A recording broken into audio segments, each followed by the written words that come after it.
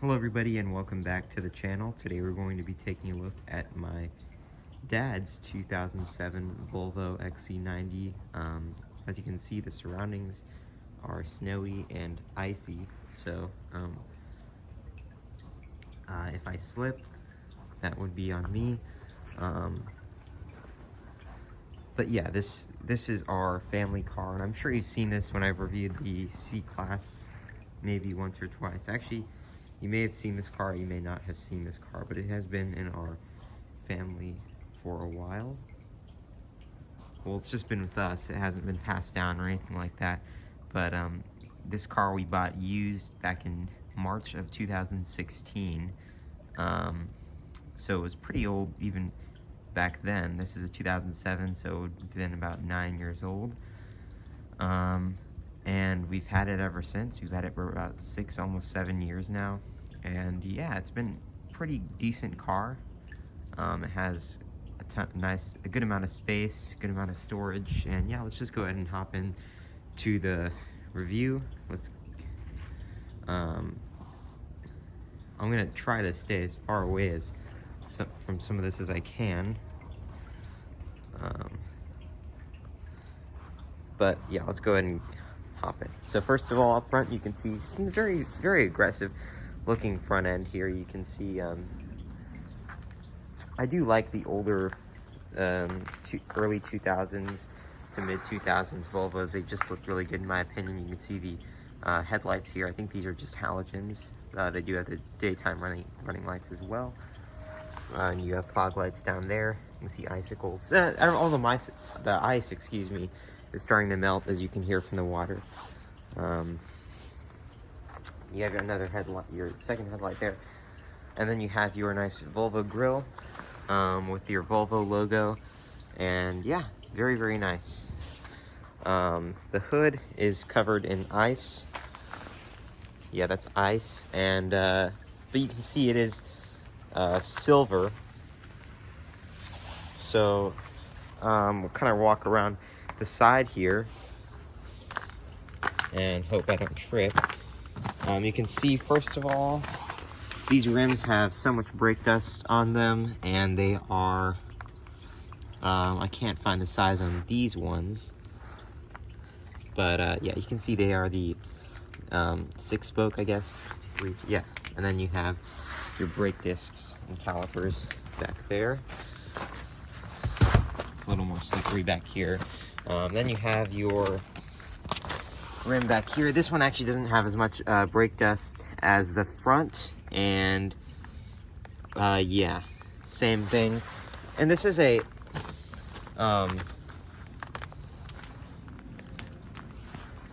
pretty cold day as well. It's kind of more raining now. You can see the rear end. It's the typical Volvo rear end. You can see your bumper there with the plastic, your double exhaust pipes there, and then you have some ice down here, and then you have your Volvo badge, XC90 badge, and 3.2 liter. This one does have the 3.2 liter V6.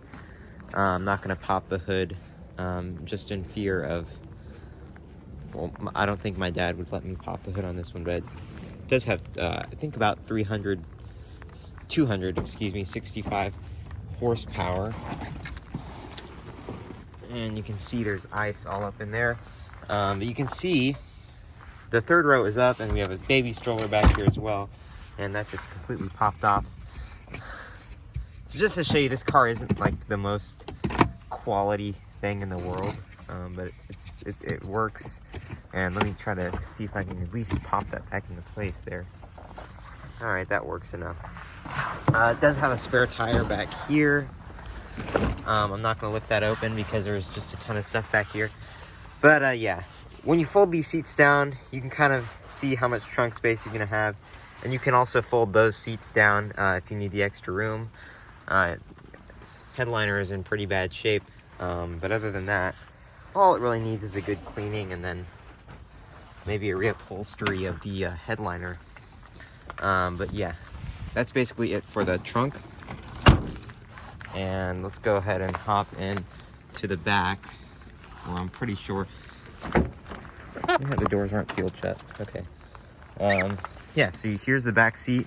And let's go ahead and hop in because it is pretty cold outside. And it's kind of warm in here, actually, surprisingly.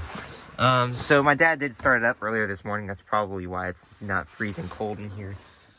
I'm not even sure. The door panel does have soft touch material. You see soft touch up there. And you do have fairly soft touch here as well. Soft touch here, and then your speaker grill there. Pocket storage, I have pencils here, because why not? And then, yeah, it's pretty deep. You have 2 levels here.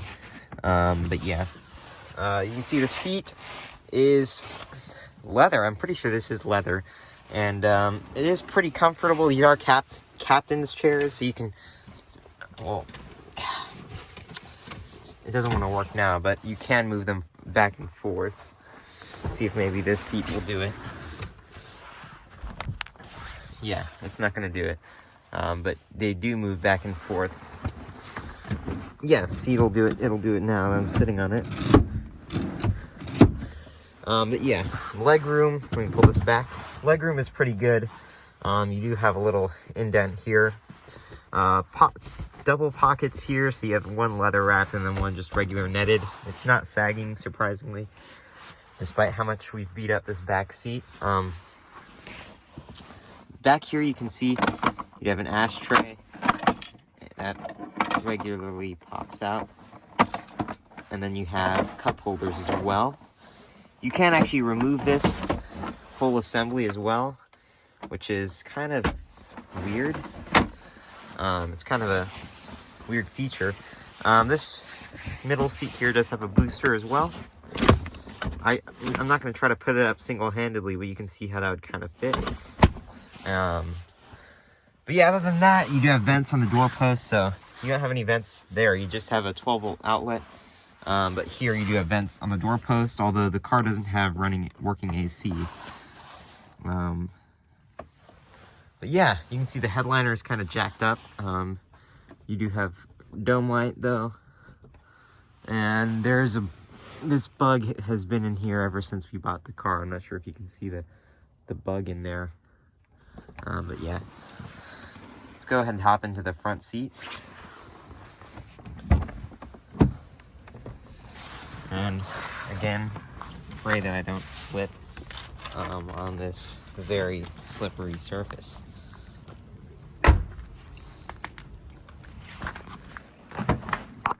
Okay, we're in the front seat now of the 2007 Volvo XC90, and it's looking pretty good. You can see the sunroof there. Yeah, it's pretty comfortable. The seat is of the same material. You might be wondering why this is so hard, that you can see the kind of texture on that. Over the summer, my dad would leave the windows rolled down because the AC wasn't working, so he would leave the windows rolled down, and I guess the elements got into the car, and lo and behold, this happened. The seats otherwise are fairly supportive. They do have bolstering, a little bit of bolstering, and then they have lumbar support here as well. On the door panel, it's the same kind of material. You do have soft touch here, soft touch up here. This is actually nice and padded. And then you have very nice materials all around, really. You do have power window controls. This one is the driver and passenger, excuse me, is actually one touch automatic up and down. You have lock, which I guess doesn't work. Oh yeah, it does. And then you have your child lock for the rear windows. Metal door handle, which kind of looks like the new Mercedes door handles, or it has the same shape. It's a little more heavy than the new Mercedes door handles, but it has the same shape. You can see a nice vent here. Well, actually, we'll get into that later. Headlight controls here, same style as like Mercedes. Excuse me, my gloves. You can see you have your headlight controls there. Brightness for your gauge cluster. Gas cap release there. And then you have your parking brake here. It is foot operated. And then you have your turn indicator stock here. And then you have your wiper controls here, which is nice. The steering wheel is 4-spoke leather wrapped. It has multifunction controls. Your cruise control, I guess, is up here. And then you have your sound and volume controls. There's your horn. You have your SRS airbag.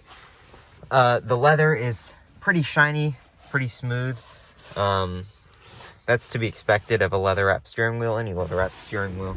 The floor mat is taken out because there was a leak. Something had to do with the water pump, so they had to get that replaced. But you can see your gas here, brake, and then you have obviously a little place to rest your foot. Your hood release is down there. And then you have this little cap where you can, I'm assuming, plug in your OBD reader if you ever need to do that, which I'm sure is done too many times, has been done too many times in this car. The dashboard is soft touch material. It is nice and padded. Here you can see your speaker grill. Then you have your air vents, which don't work. And then you have your hazards. You have your volume controls with, you can turn it on, CD player, change it to AM, FM, and then you have all your presets here. Circulation, all of your climate controls are down here, as you can see. Fan speed. This one doesn't actually have heated seats. You have defrost, and then your sound selector here. CD player is here, and then you have some card storage there as well. You have a nice old-fashioned gear shifter with the wood, which is very faded, as you can see from this just being up all the time. You can see the clear line of what this used to look like and what it looks like now. You do have a nice strip of wood there as well. You can see the glove box does have some belts in it, and it is fairly decent. You have a dual level storage in the center console as well, so you can pull it up like that, or you can just completely pull up the whole thing like that to reveal storage, which is pretty deep. So that's pretty nice. And again, this is removable if for some reason you want to do that. Your rear view mirror here, auto dimming, and you do have your home link transceiver here. For your garage door, you can see the cloth on this visor is kind of dirty, but you can open that up if you want. You can see here overhead controls with your sunroof controls, both of your lighting controls, which don't work when the power is off, and then you have your sunroof, which is all iced up there. Other than that, that's pretty much it on the interior of this car. Let's go ahead and give it a startup, and I'll wrap up the review. Before I give it a startup, I guess I might as well show you the key fob. And excuse my struggle here. It's hard to pull out keys in your pocket when you have gloves on. But these are your keys. So you have, this is the new key, this is the old key. One of our keys was, this key stopped working a while back. And then we obviously had to get this one replaced. But the one we actually got, this one, when we got it replaced, it was stolen when our car was broken into. So we had to get a new key made, and it has a chip, so we had to take it to the Volvo dealership, and here it is. This key sometimes works though, but not all. It's not a very reliable key, so we'll see if it works now. It works to unlock the car. Yeah, it's not going to work. But you can see, we'll go ahead and start it up. Hang on. Yeah, that'll unlock the steering wheel, and then